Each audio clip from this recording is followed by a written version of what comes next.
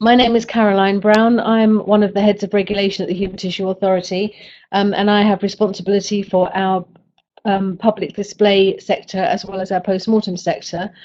I'm joined by Maria, our stakeholder engagement manager, who's going to be making sure that everything runs smoothly for the next hour or so as we work through the presentation and respond to your questions. As you know, those of you who've already attended one or two of these, we have the opportunity to take questions from you via the chat field at the bottom of the screen. So if something comes up during the course of the presentation that you'd like more information about or that you're not sure about, please feel free to type a question into that chat field, and we will come back to those at the end of the session, if that's all right. The presentation will take about half an hour, I think. I'm going to be taking you through the new code on public display and the new standards, and we will be putting a recording of this webinar on our website along with the other webinars over the next week or two.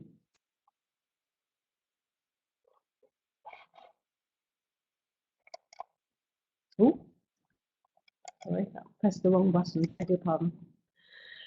So before I take you through Code D on public display, I'd like to remind you of the status of the codes by beginning with an extract from Part 2 of the Human Tissue Act, which is where the provisions in relation to the codes of practice are set out.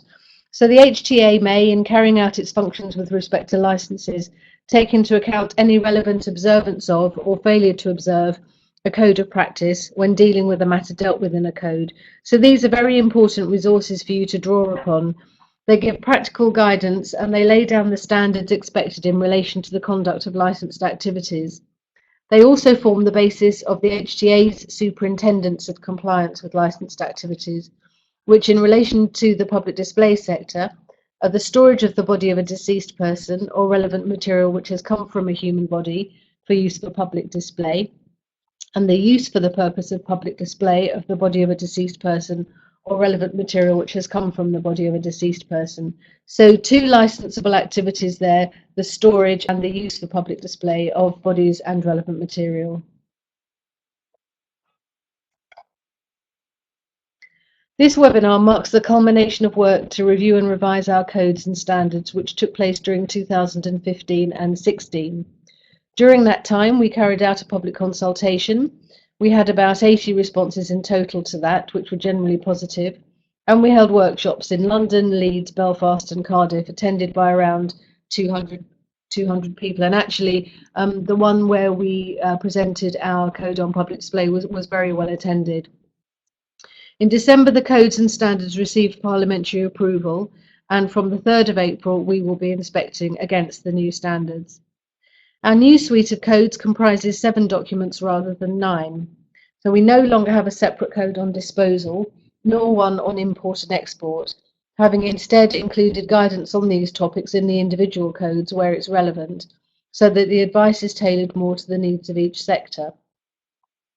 Code A is the first of the suite of codes and the overarching code. It sits alongside the others and includes information that anyone involved in licensed activities should read, regardless of the sector. The purpose of this webinar is to take you through the main changes to the public display code and standards, with particular emphasis on how these might impact on your day-to-day activities. Actually, our codes have been subject to review in the past, in 2009 and 12, so we've been able to make some changes to them to keep them current. However, our standards have not changed since we began inspecting late in 2006, and we've taken the opportunity to undertake a wholesale review. But more about the standards a bit later. Let's begin with Code D on public display. So I'd like first to run through the key changes and orientate you around the code. The structure of the code is much as it was. So there are sections introducing the code, setting out its scope and the definition of public display, and explaining the structure of the code, followed by sections on consent, licensing, material over 100 years old and what the Act says about that material, loans to other museums, and the use of images. However, there are some key changes. In the introduction, we remind you of the underlying principles which are set out in Code A: consent, dignity, quality, and openness and honesty, and I hope you will have read the Code A before you move on to this code. Although these principles have always been at the centre of our work, we have not stated them explicitly in our codes before. For the public display sector, these principles mean that bodies of the deceased, body parts or other human specimens should be treated with respect in an environment that is safe and secure, that the dignity of the deceased should be maintained at all times whilst they're being stored or are on display, and that their display is in line with the consent given. For specimens that are imported, it means that the country of origin should have a legal and ethical framework which includes consent and protects the interests of the deceased and their families. Because the licensing provisions apply only to bodies and material from the deceased, there is emphasis on dignity and respect for the deceased, which is a thread that runs through the code as well as the standards. Note that the principle of dignity applies both to those showing the material and to those viewing it. This is stated in the code and is intended to ensure that arrangements for access by the public provide sufficient safeguards for the exhibits on display. The definition of public display hasn't changed. It's still an exhibition or display in which the body of a person or relevant material which has come from the body of a person is used for the purpose of being exposed to view by the public. So that's as it is stated in the code. However, we know that it's not always obvious whether an activity does fall within that definition, so we've provided additional guidance setting out that in broad terms, public display should be taken to mean events that are open to the public, whether by ticket sale or free access, regardless of the location and purpose of the venue, and whether temporary or permanent. So this would include static installations or exhibitions, as well as performance art or theatrical productions. The new licensing standards are included in the code itself, making them more easily accessible to anyone who has an interest. And at the end of the code, there are several annexes, most of which contain information that spans the codes. I would like to draw your attention to new definitions of the term must and should, which are contained in Annex A. These should make it easier for you to differentiate between what is a statutory or regulatory requirement and what is good practice. We use the term must when we refer to a legal requirement derived from either primary or secondary legislation, such as the requirement to hold a license to store human tissue for use for a scheduled purpose, and also to the duty of licensed establishments to abide by the HTA's licensing standards, as they form the basis of our regulation and are the means through which we can supervise and assess compliance with legal and regulatory requirements. We use should when providing advice on how to meet these requirements.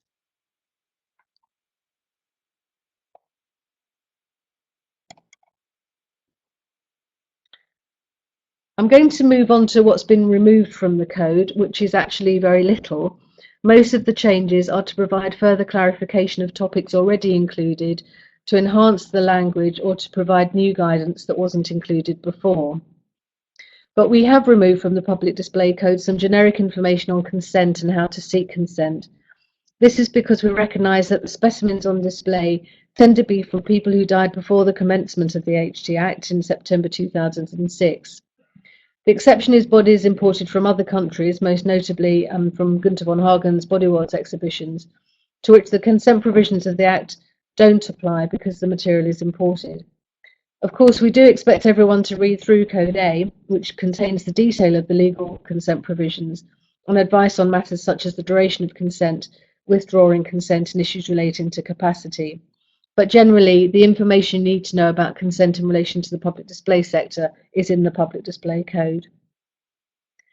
We've also taken a policy decision to remove the fewer than 20 items distinction, which you will be aware provided for a lower fee.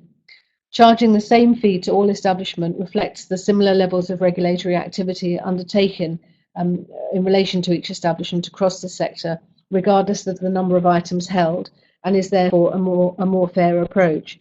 So the fewer than 20 items lower fee is not included in the 17 and 18 fees, and we've taken that section out of the code.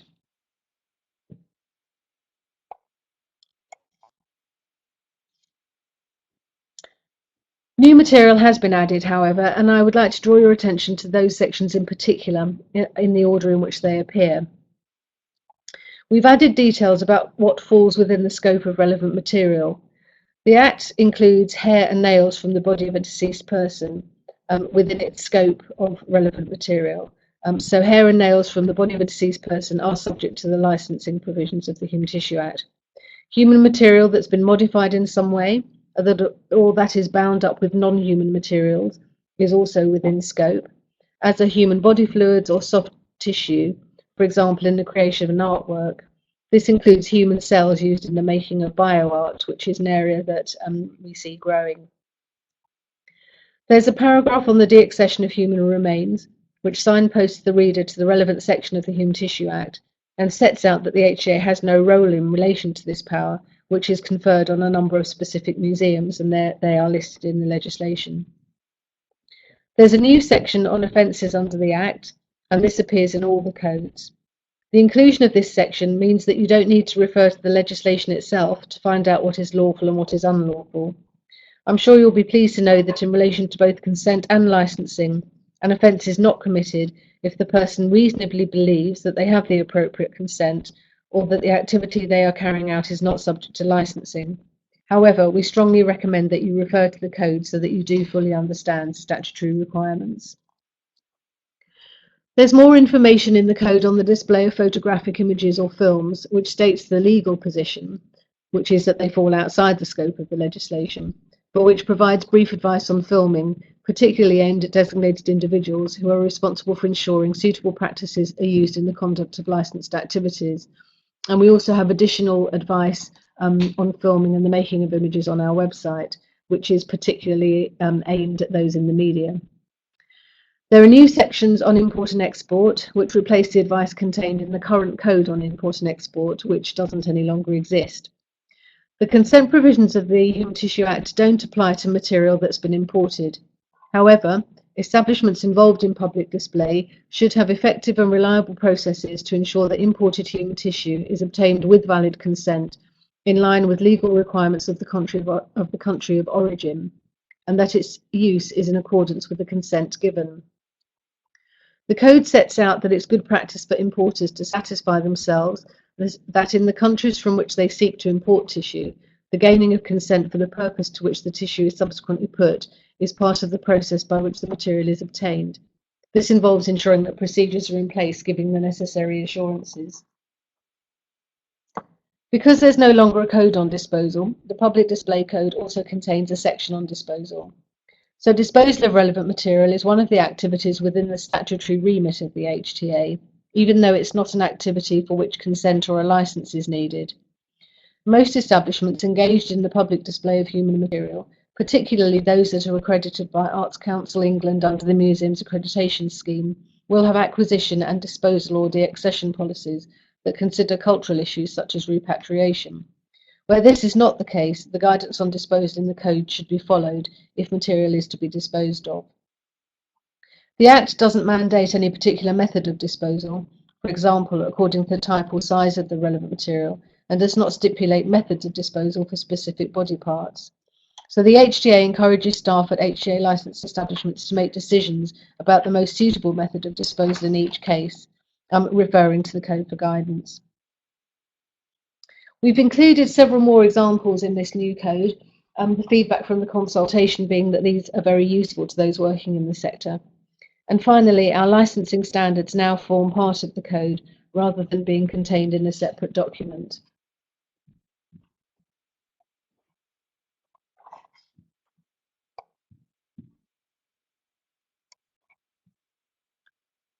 I'm going to move on to our licensing standards. So review of the standards has provided the opportunity to reflect the changes that we've seen across the sector since we began inspecting. Overall, we found that many of the standards continue to be appropriate and fulfil their purpose to enable the HTA to make judgments about the suitability of licensed premises and the practices taking place there. However, we've raised the bar a little and moved away from the language of minimum standards, referring instead to licensing standards. We hope the new standards are clearer, more aligned with museum practice, and more obviously comparable against the museum accreditation standards. I'm sure some of you will have looked at them on our website, and you may have noticed that there are more of them. This is largely due to formatting. Till now, we've had a smaller number of individually numbered standards, each with examples of evidence of compliance. This has sometimes left establishments unclear about what precisely they have to do to demonstrate that the standard is met, and it also introduces the risk of inconsistency in our inspectors' decisions about compliance. Actually, taking the individual standards and the examples of evidence together, the current standards amount to 44 requirements. The new set consists of 37 separate standards, so actually there are fewer. A further benefit of the change of format is that we will more easily be able to undertake analysis of inspection findings and feed these back to the sector about trends in compliance. So this is the approach we adopted to revising the standards. We decided very early on that we would maintain consistency across the sectors. So whichever licensed activity you're involved with, you'll be required to meet standards on consent, governance and quality, traceability, and premises, facilities and equipment. This will be particularly useful for anyone who works across sectors, particularly designated individuals. We looked back at our inspection data to assess the continued relevance of each standard and the patterns of compliance, and to identify where there was scope to remove a standard, strengthen a standard, or add a new one. We used what we've learned from incidents, some of which are reported in this sector, and the outcomes of these, and this has been important in helping ensure that our compliance with standards is a risk mitigating factor. We involved our regulation managers, whose knowledge individually and collectively about how establishments are meeting our standards has been important in informing where we should place the most emphasis. And we also referred to Arts Council England's accreditation standards to ensure that we were consistent in areas of overlap.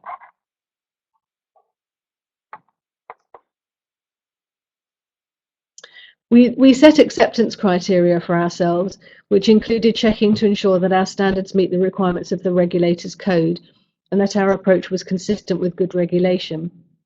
So I don't know if you're familiar with the regulator's code, but it sets out that regulators must have regard to the code when developing policies and operational procedures that guide their regulatory activities and when setting standards or giving guidance.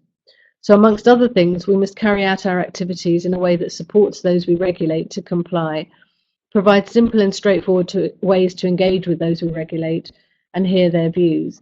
And we must base our regulatory activities on risk, providing clear information, guidance and advice to help those we regulate meet their responsibilities to comply. We also worked on the principle that each standard should be specific, measurable, achievable, realistic, and for the purposes of implementation, able to be achieved within a stated time frame. So I hope you agree that we have met these acceptance criteria.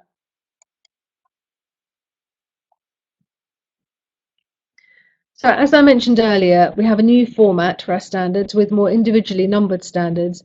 This provides for greater clarity for you and for HTA staff and will enable us to be more targeted in our assessment of risk. It also means that the standards are more easily mapped against other standards, such as those of the Arts Council England. A really important development is that where we've considered it to be helpful, we've included standard-specific guidance. Unlike the standards themselves, these items of advice and guidance are not contained in the published codes, but available on the website in a separate document. This means that they can be changed more easily as we learn more about what is needed by the sector. The standards are still grouped under 4 headings, but those grouped under the heading disposal have been brought into a new group under the heading traceability. So the 4 groups are now consent, governance and quality, traceability, and premises, facilities and equipment. And of course, they reflect the 4 guiding principles set out in Code A. So by way of illustration, here are the current standards on consent in bold, followed by a number of examples of evidence of compliance, which is what the regulation managers use when making judgments about whether a standard has been met. And here is the new standard on consent in bold, followed by individually numbered standards with additional guidance providing further information to help you comply with the individual standards, in this case standard C1C.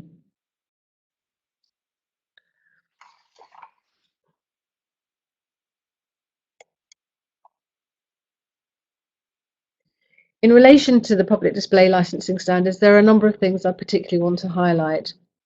Firstly, we've modified the language, which is now more reflective of museum activity and the profile of our licensed establishments in this sector. So we refer to collections management, acquisition, deaccession, preservation and conservation, and have tried to remove any terms that would more commonly be used in a healthcare setting. As I've mentioned, we referred back to Arts Council England's accreditation standards so that there's consistency with those. We've included in GQ1 a list of the governance documents we expect to see. Regulators are sometimes accused of focusing too much on paper, but these documents form an important part of our evidence gathering, allowing us to triangulate evidence and make sound evidence-based judgments about whether standards are being met. We've extended the requirements relating to traceability and incorporated those into those the standards on disposal, which means that there is no longer a separate group of disposal standards, as I've already mentioned. I'm going to highlight some particular changes across the 4 groups. Firstly, in relation to consent. So establishments meeting the consent standards will be able to demonstrate that their processes for seeking and gaining consent comply with the Act and the HTA's Code of Practice. The standards cover the documentation and information used to support the establishment's consent procedures and ensure that staff involved in seeking consent are suitably trained and equipped for the task. In fact, there are now fewer consent standards.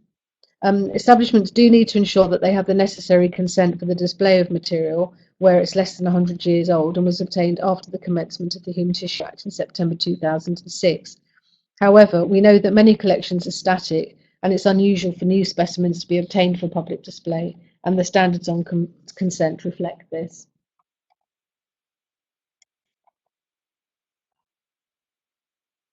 Moving on to governance and quality. So establishments meeting the GQ standards will be able to demonstrate that they have a suitable governance framework underpinned by clear and controlled documentation, effective audit, staff training and organised record keeping. In addition, they will have an effective system of risk management and suitable systems to deal with adverse events. So the standards now include a list of governance documentation, which reflect the requirements of museum accreditation requirements on collections management, and actually can be mapped quite directly against requirements in the accreditation program's standards C2 and C7. So amongst other things, we require you to have an overarching policy on the care and treatment of exhibits containing human tissue, and procedures on specimen acquisition, for example, by bequest, exchange, loan or purchase from another individual or organisation, specimen preservation, monitoring and conservation, control of environmental conditions, the management of sensitive materials such as fetal remains, including the display of those remains, transportation of specimens, e.g. on loan to or return to other collections, the disposal, deaccession of specimens, storage, contingency arrangements, and the creation, amendment, retention and destruction of records.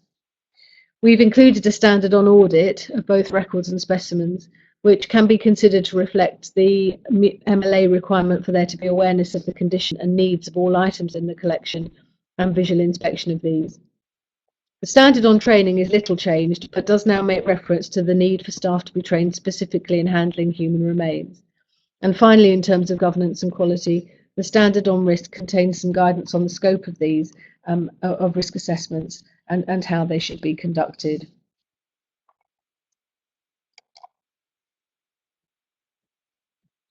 As I've mentioned, the governance and quality standards don't contain a standard on traceability.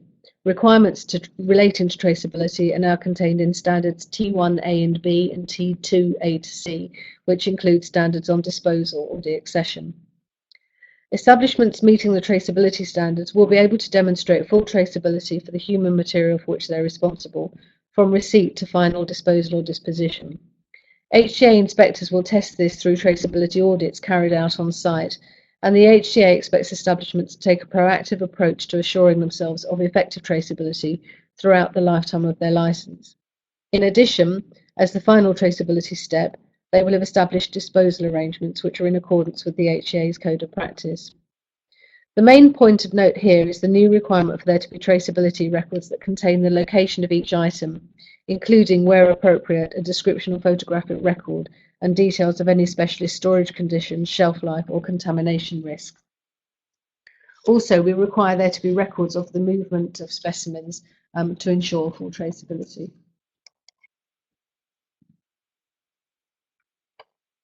The last group of standards is in relation to premises, facilities and equipment. So establishments meeting these standards will be able to demonstrate that their premises and facilities are appropriate for the licensed activities taking place, that they're safe, secure and clean. In addition, establishments will have systems for ongoing monitoring to ensure that all quality specifications are maintained.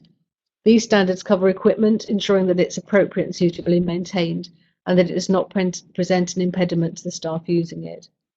There are slightly fewer requirements in relation to these standards, the focus being on safety, security, and contingency arrangements for the storage of human remains.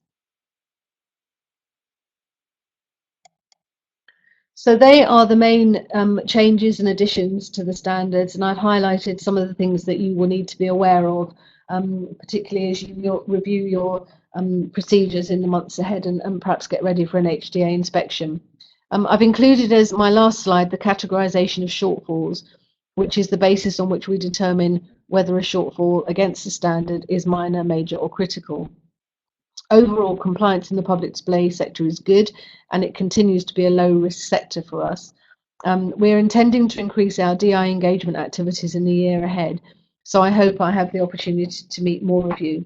In the meantime, I hope that you will continue to meet our standards, and we look forward to supporting you in the months and years ahead.